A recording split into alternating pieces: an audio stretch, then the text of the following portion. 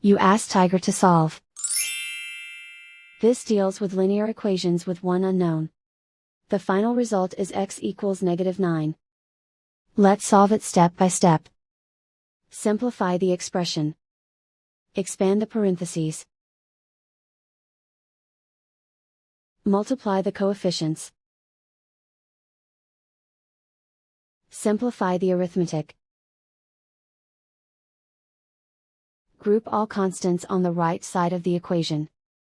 Add 16 to both sides. Simplify the arithmetic.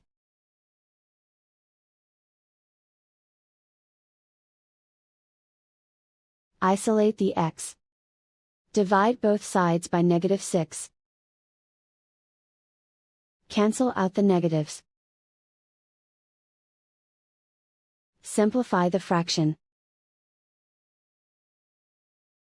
Move the negative sign from the denominator to the numerator. Find the greatest common factor of the numerator and denominator. Factor out and cancel the greatest common factor. And so the final result is x equals -9.